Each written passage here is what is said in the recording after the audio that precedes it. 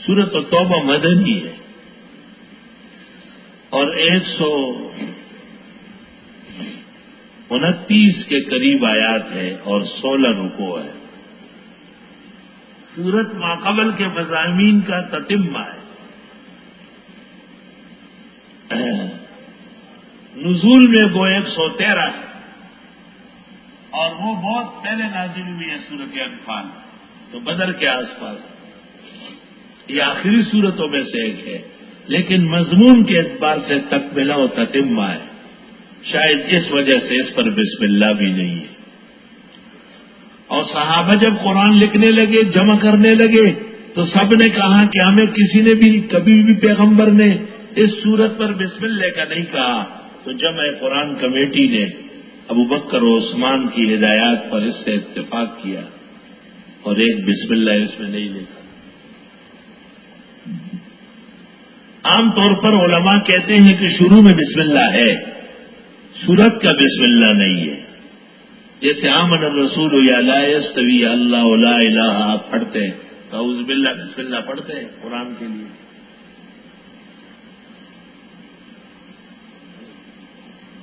پکڑو اسے، کون ہے؟ کہاں گئے خادم؟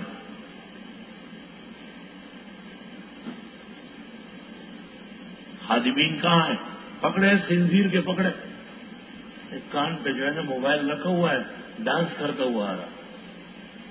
یہ ڈانسر کو پکڑ کے باہر نکالے، موبائل چھین لے اس سے.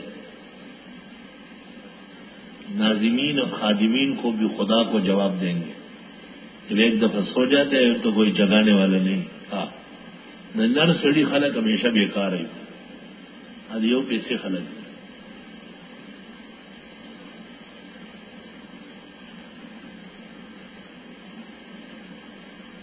کان پہ موبائل رکھ کے جیسے ماں کے گھر میں بیٹھا ہوا اور چلتا چلا آ رہا ہے ادھر یرار ماندر. موبائل کے بارے میں ادارے میں سختی ہے قانونی، اس لیے آپ امن سے آرام سے الحمدللہ. ورنہ ہزاروں طلبہ شریک ہے اور دو چار کے بھی ٹھنگ ڈھنگ ڈھنگ ڈھنگ بات ختم ہو جاتی. بالکل نہیں، اس کا بہت زیادہ خیال رکھا جائے. بہرحال اس صورت کو کہا گیا ہے کہ اس میں مسلسل مشرکین پر اور منافقین پر عذاب برسا ہے، اس لیے اس صورت میں بسم اللہ مناسب نہیں. برات من اللہ ورسولہ الی الذین عاہدتم من المشرکین. صاف جواب ہے اللہ کی طرف سے اور پیغمبر کی طرف سے ان لوگوں کے لیے جن کے ساتھ عہد کر چکے ہو مشرکین میں سے. صاف جواب ہے اس لڑکے کو جو کان پہ موبائل رکھ کے ادھر آ رہا تھا، پتہ نہیں پکڑ میں آیا بھی یا نہیں. وہ بڑا ٹریپر ہوتا ہے. صاف جواب ہے، بیزاری ہے اس سے. ادارے کا کیسے آدمی پڑھنے آیا؟ پڑھنے والے ایسے ہوتے ہیں. تم تو کمرے میں بھی احتیاط پکڑا گیا.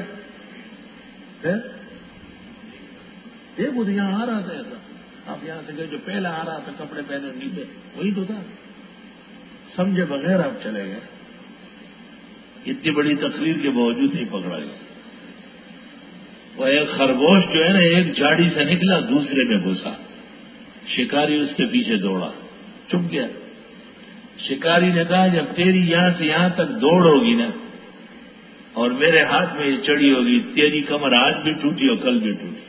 اس کا جو ہے ڈانسر ہونے کی حالت ہے نا وہ ادارے میں رہ نہیں سکتا ہے. اللہ اس کو بہت جلد یہاں سے ذلیل کر کے نکالے گا. اور آفرین ہے ہمارے انتظامیہ پر، آفرین ہے. انہیں کچھ نظر نہیں آتا، انہیں دیکھنا ہی نہیں ہے. پانچے یہاں ہے، پانچے وہاں ہے. بھائی تمہیں تو چڑیاں لے کے مستقل گھومنا ہے، کام ہو رہا ہے مستقل. گھڑی گھڑی یہ تو صرف چلتے ہوئے میں نے دیکھا، بیٹھے بیٹھے ایسے کتنے ہوں گے.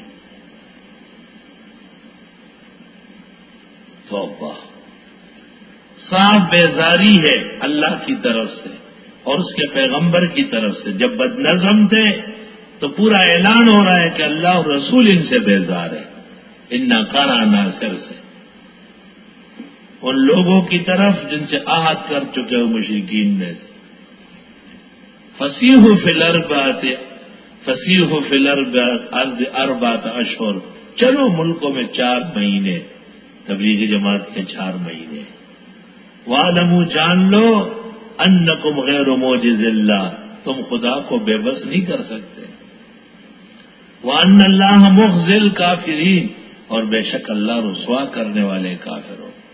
تفسیری بھائیوں کا بھی فرض ہے، دوستوں کا، شاگردوں کا، کہ وہ ایسے لڑکوں کو سمجھائے، نہ سمجھے تو ان کو ناظم صاحب کے سپرد کرے کہ اس کے پاس موبائل کا ناسور موجود ہے اور یہ موبائل ہی ہے.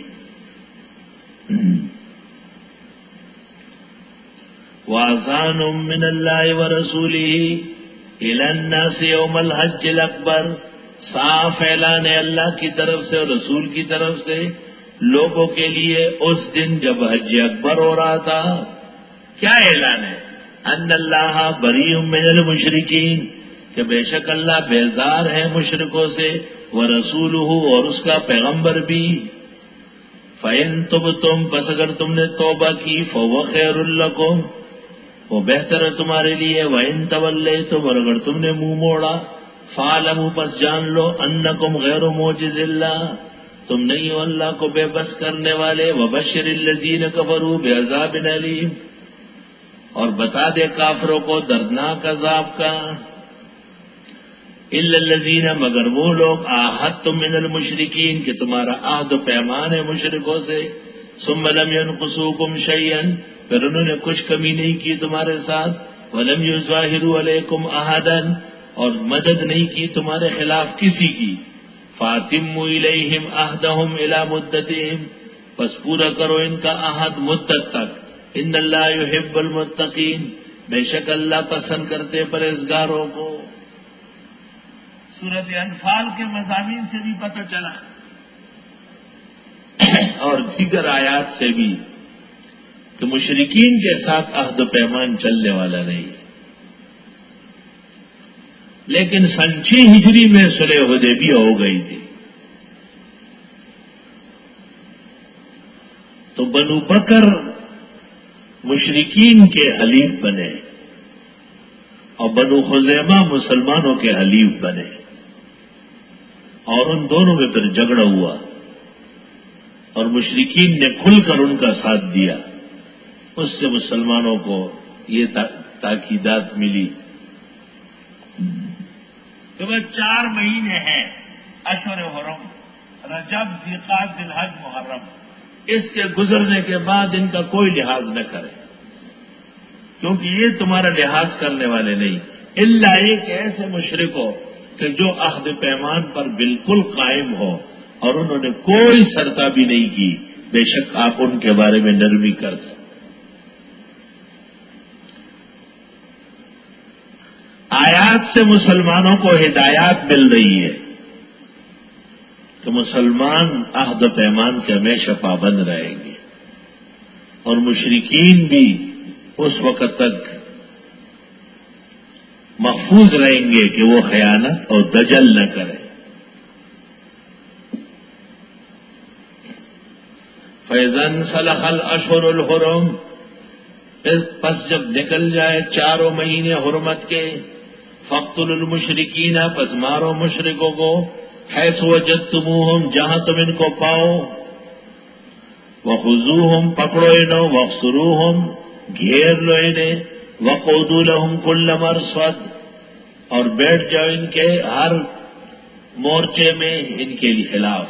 فَإِن تَابُوا، پس اگر انہوں نے توبہ کی کفر و شرک سے، عہد شکنی سے، وَأَقَامُوا الصَّلَاةَ، قائم کرنے لگے نماز، وَآتَوُا الزَّکَاةَ، دینے لگے زکات، فَخَلُّوا سَبِیلَهُمْ، کھلا چھوڑ دو ان کا راستہ، پھر مت روکو. ان اللہ غفور الرحیم، بے شک اللہ بخشنے والا رحم والا ہے. اس حالت میں جبکہ ہر طرف مشرکین پر گرفت ہے، اس حالت میں جبکہ ہر طرف مشرکین سے عہد و پیمان ختم کیا جا رہا ہے، اس بات کا پورا لحاظ ہے کہ مسلمان بدامنی نہ کرے.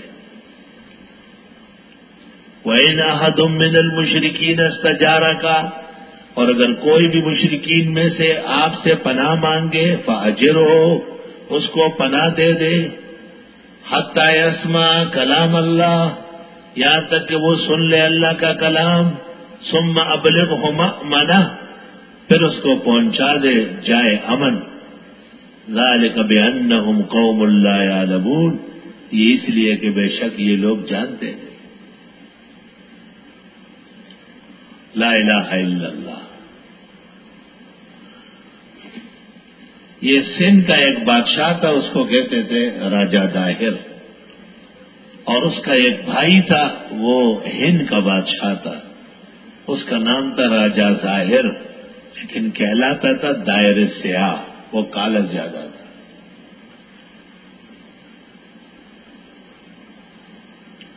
ادھر مسلمانوں کی حکومت تھی عبد الملک ابن مروان کی، اور اس کا گورنر تھا حجاج ابن یوسف، ظالم هذه الامة ومبیرها، انس رضی اللہ عنہ کہتے ہیں۔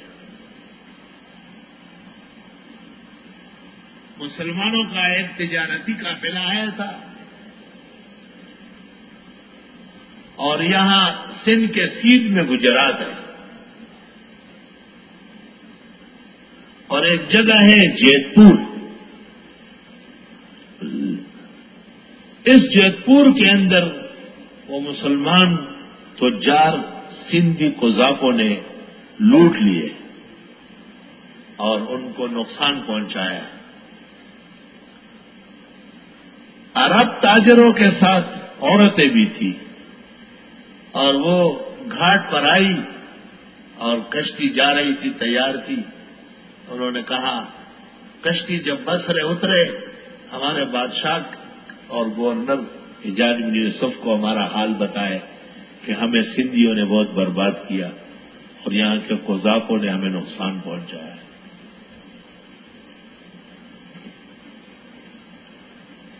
حجاج بن یوسف نے کہتے بصرہ کی جامع مسجد میں فجر کی نماز پڑھائی، اور نماز کے فوراً بعد محراب میں چلا گیا، کہنے لگا لبیک، میں ہر طرح امداد کے لیے حاضر ہوں، لبیک، میں آؤں گا، فوج قربان کروں گا آپ کے چھڑانے پر۔ سب مسجد والے حیران ہیں، کیا ہو رہا ہے؟ اس نے کہا کوئی فریاد آ رہی ہے بچوں کی اور عورتوں کی، ایسا لگتا ہے کہ سندھ اور ہند میں ہمارے لوگ مارے گئے۔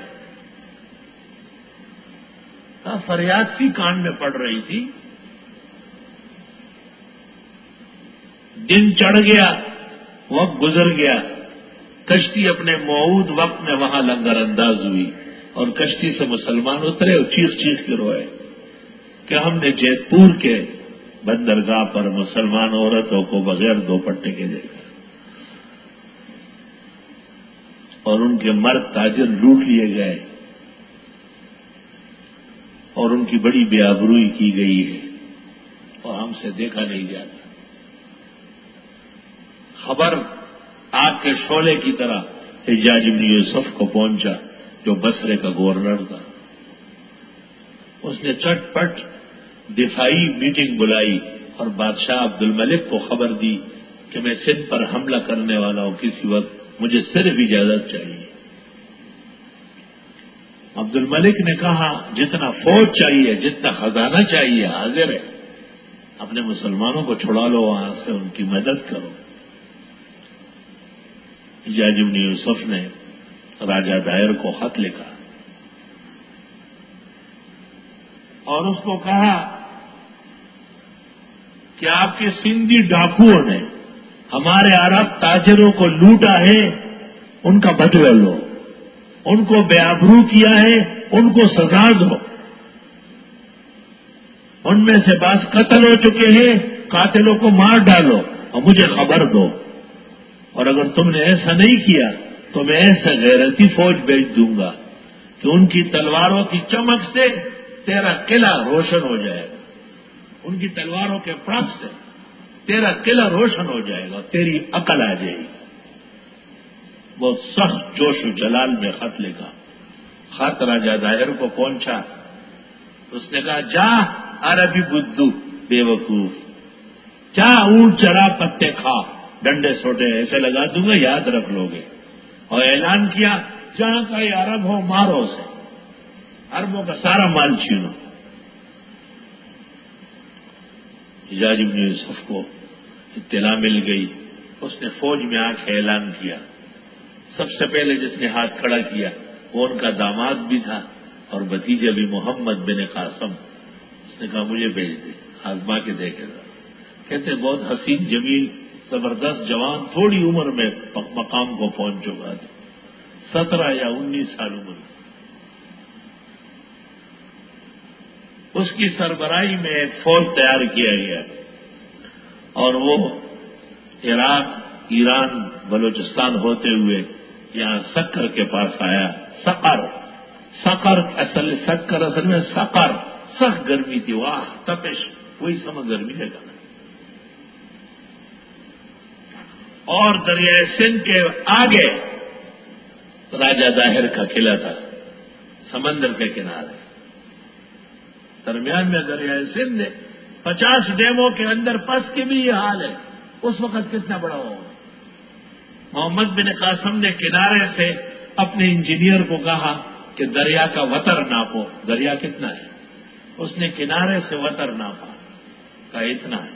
کہا درخت کاٹو اور تختے نکالو۔ درخت کاٹے اور خاص اندازے سے جیسے پل کے ماہرین ہوتے تختے لگائے۔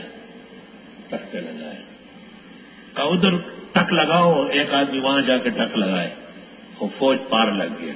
کہا تختے واپس کھینچ لیے، رکھ لو کنارے پہ۔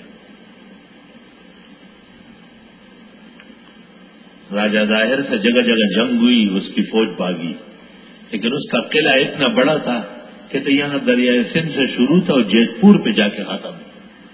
اس نے کہا میرے قلعے میں 100 سال کی فصلیں ہوگی، 100 سال کا راشن موجود ہے، مجھے کیا ضرورت ہے باہر دنیا کی۔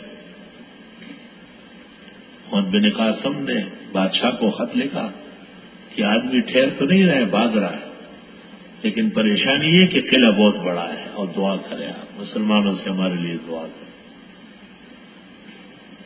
اور حجاج بن یوسف کو کہا کہ سندھ کا پانی متاثر ہے اور کھانے بھی ایسے ہیں، فوج بیمار ہو گیا، سب کو کھانے میں الٹی آ رہی ہے۔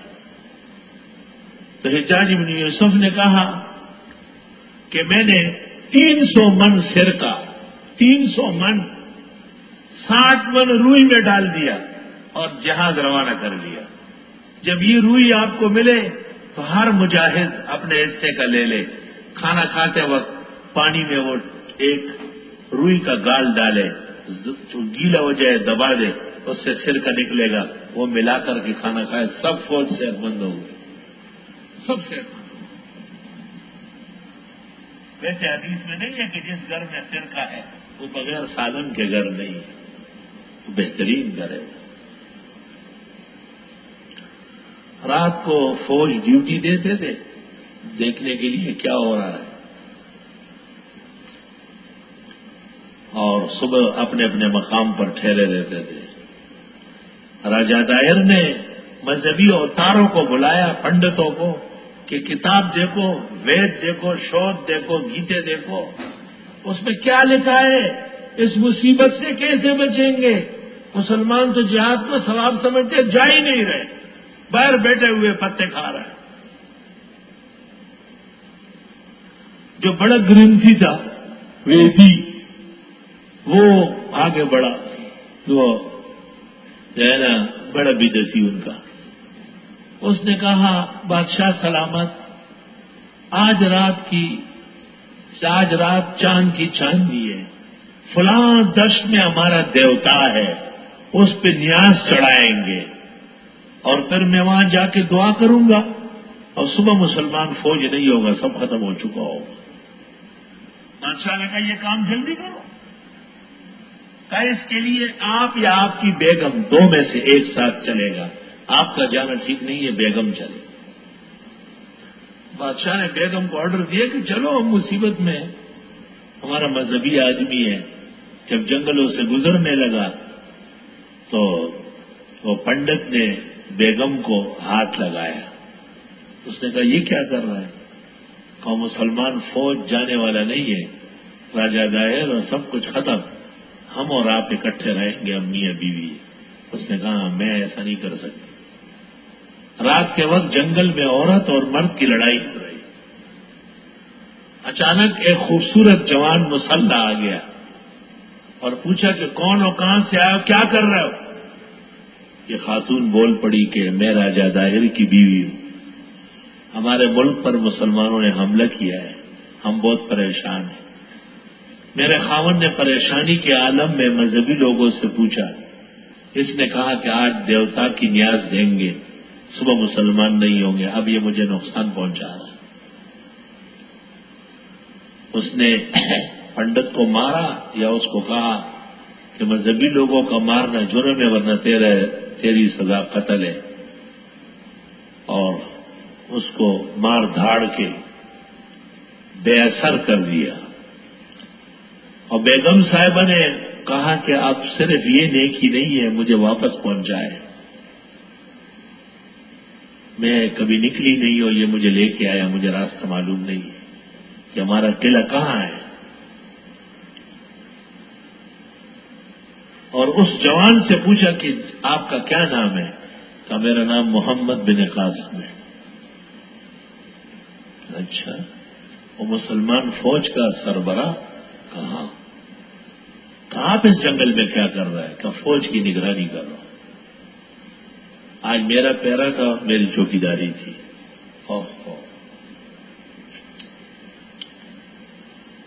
مجھے پہنچاؤ گا؟ بالکل پہنچاتا ہوں، لیکن میری 3 شرطیں ہیں، مجھ سے آگے نہیں چلے گی، مجھے پیچھے سے صرف چپ راس دائیں بائیں ادھر ادھر، بس مزید بات نہیں کرے گی، عورت کی آواز مرکب ہے، اور یہ آپ کے ہاتھ پیروں میں سونے کے زیورات ہیں، اس کو یا اتار لے یا باندھ لے، اس کی کڑنگ اور شرنگ بھی ٹھیک نہیں ہے۔ اور ایک شرط اس طرح اور تھی، شہر آیا، قلعہ آیا، اس نے کہا قلعے کے اندر 12,000 مکان ہیں، میں اطمینان سے اس مکان میں جاؤں جس میں راجہ دائر ہے۔ سنتری کو حکم دے دیا، اس نے قلعے کا گیٹ کھولا، محمد بن قاسم اندر داخل ہوا۔ اس نے کہا یہ سامنے محل دیکھ رہے جس پہ جھنڈا لگا ہوا ہے، یہ میرا اور راجہ دائر کا کمرہ ہے، اور اس کا پچھلا حصہ دریائے سندھ میں کھلتا ہے، آپ 3 دن انتظار کریں، 3 دن عصر کے قریب یہاں قریب ہونے لگو، یہاں سے داخل ہوں گے، قلعے میں آپ 200 سال نہیں آ سکتے، ایسا لوہے کا اور اس کا بنا ہے، شیشے کا بنا ہے۔ میں کوشش کروں گی کہ راجہ دائر کلمہ پڑھ لے، مسلمان ہو جائے اور آپ کے ہاتھ پر دین قبول کرے، اگر ایسا نہیں ہوا تو اس کی قضا آئی ہوگی۔ محمد بن قاسم نے کہا ٹھیک ہے۔ محمد بن قاسم آیا اور فوج کو ہدایات دی اور جگہ بتائی کہ اسی کنارے کے قریب ہو جاؤ، اور سامنے محل کو دیکھ رہا ہے۔ تیسرا دن جب گزرنے لگا، عصر کا وقت، تو کھڑکی کھل گئی۔ محمد بن قاسم نے فوج کو کہا کہ وہاں سامنے جو دریا میں قلعے کا حصہ ہے وہاں جانا ہے، خود آگے اور پیچھے فوج، دریا پہ پار لگ گئے۔ وہاں جب پہنچے، اندر داخل ہوئے، یہ راجہ دائر کے پیروں میں بیٹھی ہے، منتیں کر رہی، رو رہی ہے۔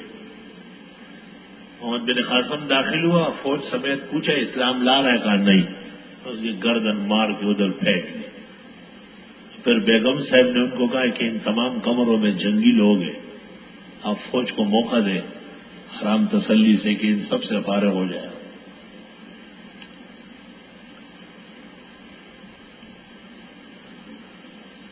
یہ وہ واقعہ ہے جس پہ فتوحات سندھ میں